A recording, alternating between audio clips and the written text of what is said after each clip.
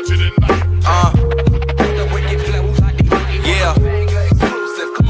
Champ Jones.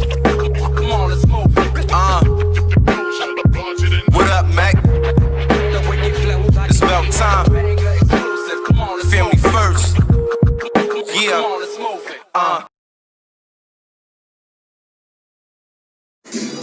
Fly more bucks. Fly shit on me, yeah? Hold up.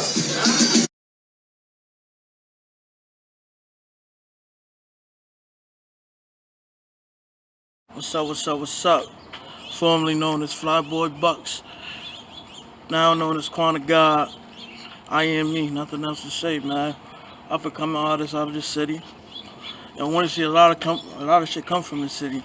A lot of people prosper from the city.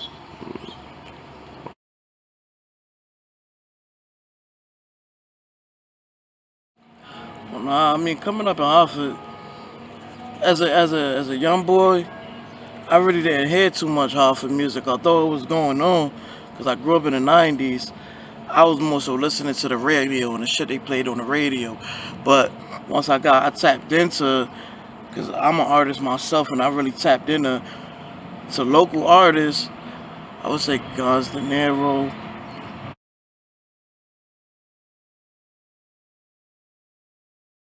Home was fire. Heard of Oscar Black,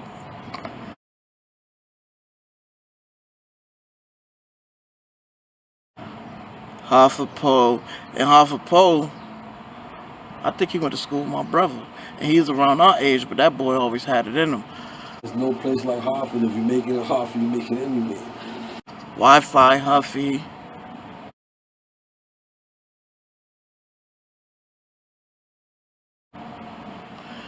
Niggas that really talk that talk. And then even now, it's like, I couldn't name an artist that I don't know from Hartford, Connecticut. I know who whack too. There's a lot of whack niggas out there, but it's more talent than it is whack niggas out there.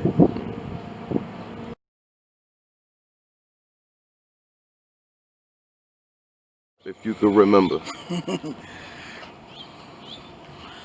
I was a young boy. I don't even remember what age. I had to be like 8, 9 when I actually wrote it down. But even before that, I was always freestyling shit.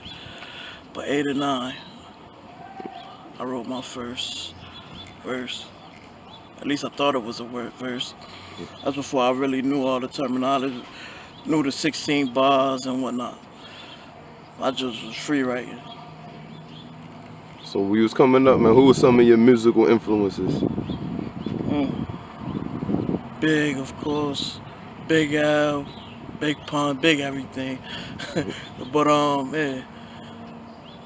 Jada, the whole D block. I was more into like real street niggas who rap.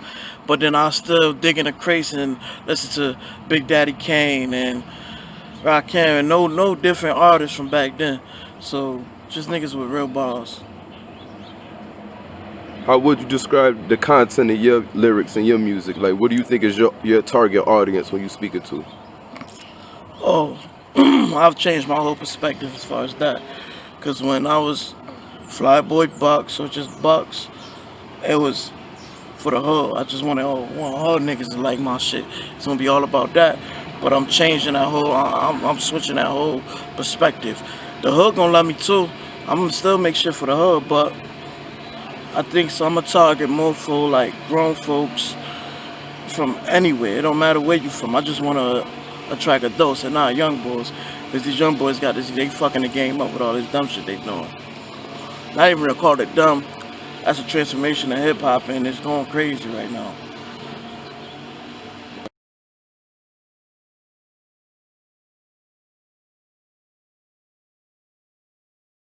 L.R.D.P. Live Rich, Die Fly. L.R.D.P. If I didn't say it, bitch, I wouldn't be me. It wouldn't be fair. And the people probably like, oh, a lot of people think it's spelled Philly. P.H.L.I.E is not Philly. It's Fly. Poetic hustlers, living illegally educated. And Rubber band bankrolls, fuck wallet money. Cool me, die broke, yeah, you you island money, I fall off and bounce back like I got a bungee. Haters say I'm lame, but they baby mama want me. You see hungry, but she couldn't get $1 from me. Live rich, die fly, that's the model, dummy. Niggas cop one shirt, think they model rugby. Cold white Air Forces, the bottom's gummy. Wouldn't call it swag, but this nigga got it from me. Yeah, my whole style and DNA. Except he don't pitch balls, I keep the shit in play. Me and Bucks back to back, kid and play. I'm trying to visit an island so our kids could play. If you ain't bout paper, you should get away. What's the hold up with the game, nigga? Pick a play. Don't put it in the air. Before that, it was live. We was the live team, and it was a million of us. A bunch of niggas, and I love all my niggas. It's just everybody go through different routes in life. Everybody go at different routes at a part of time. All right, now who was a part of the Phlie team at L.R.D.P and the live team and the live crew? Who was a part of that? Too many to name. The originators is me, my brother Wave. Half of what? There you go. And shout out to the South End, cause me, I'm from the South End too. I play both sides. So is this guy right here. So is this guy right here. We know this dude. We know this blueberry dude over here from the South End. Cause the South End getting in too. That's the thing. They sleep on the poppies, but the poppies getting in too. And Nah, I know. Trust me. But originally, I live on their fire. but originally, we from between Northern Ave, live on the G with the 3 gang. Hey yo, but Shout out to Lrdp. Oh, not even Lrdp, motherfucking Little Chimney. My car's right there. Them bitches call me Charlie, cause they be feeling niggas way. Bitches know that I'm the lit one. They done heard about the gang. He lying if he said he never heard about me. Otherwise, that nigga lame. He probably know me cause of Mike. Or I was fucking with his wife. He probably know me for that loud pack. I got it for a good price.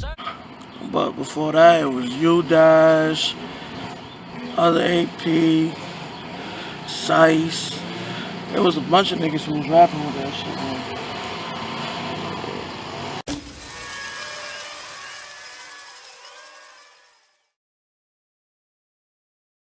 You recorded your first track. I mean, I could go way back before the first studio. I was on the motherfucking karaoke machine with the cassette tapes, with a blank tape and then an instrumental tape on this side, and I'm rapping on the mic. But that wouldn't be, I mean, I would consider that. But fucking with Will on Garden Street was one of the first times that we was really recording we thought we had the booth. Well, the closet was the booth. Now we thought we had a booth. We had a booth. It was in the closet. Niggas probably used a broomstick as a motherfucking mic stand. It was some whole shit that nigga Will put together, and we was there. So Will, shout out to Will from God, man.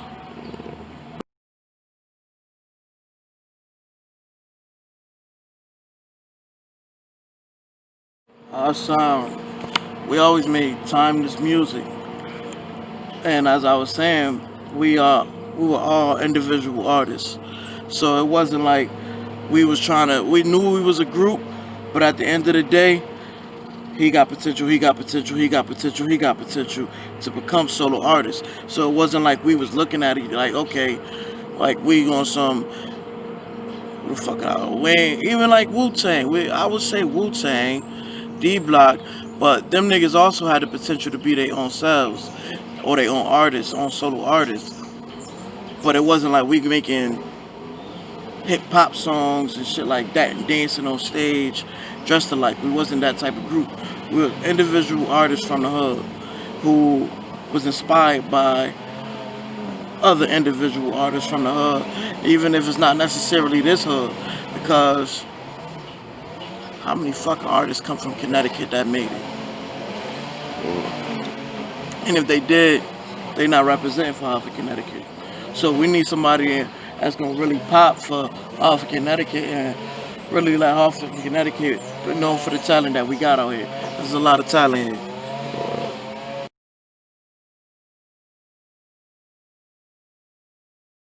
Where do I see myself on the Hartford rap scene as of now? In general. In general? What spot do you feel like you have solidified for yourself? It don't even got to be necessarily from others. But just where do you feel you played within your time putting the music into Hartford? Do you feel like you could be mentioned amongst the top ones, or do you feel like humbly you feel like you got more work to do? I can humbly say I could go bar for bar with the hardest nigga in Hartford. So I don't want to consider myself number one, number two, number three, number four, number five. I'm not with all that. I'm a Hartford nigga, and I could go bar for bar with the hardest of them. I was raised in the gutter. Pops was never there, so I was influenced by older niggas slanging that butter. Got my first pack, I intended on a come up. Spending more than I was making, couldn't bring up money. Fucked up, I was just a young nigga with a hustler's ambition. Nothing handed to me, always had to go and get it. Think my mama just look at me now. Young and I'm flying, my limits the class. Don't niggas wanna ride me when I was broke. They wasn't around, I come from the bottom. When the young niggas starving, can't get no jobs for the young niggas robbing. Solve all their problems, but the young niggas mobbing. Trying to find a come up, plotting lighting them blunts up. Hammer toes as most niggas don't make it where we come from.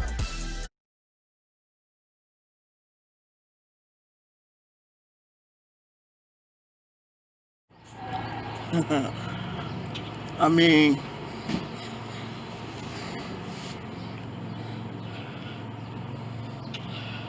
cause he is I and I am him.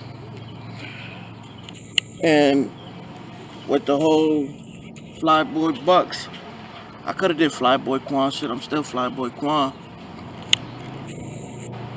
I came onto this earth as Quan. Everybody know me as a Quan. I'm Quan. And everybody got a fucking Bucks. It's Buck this, Bucks that, Bucks this. So I wanted to switch it up and kind of stay away from being a Bucks. I'm still me. I am still him. Just on a different level. My mindset has changed completely.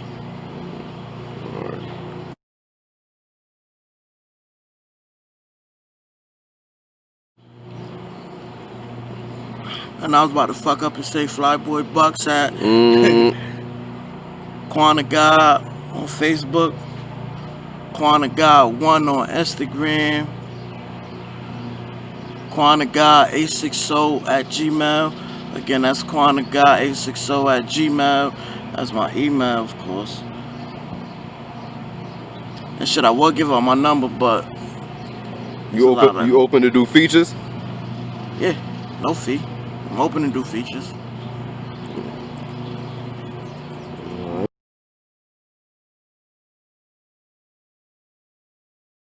First and foremost, shout out to the whole fucking city. Everybody that's grinding in the city, everybody that's doing their thing in the city. Music wise, I see a lot of niggas grinding in the city. And it's to the point where I don't even want to say this name, this name, this name, and that name. Forget a name, and then I'll go back and watch it and say, damn, I forgot this nigga. But shout out to everybody grinding from the city, man. I see a lot of niggas working and hard work and dedication to get you what you need. We need to get what we need. Let's get it.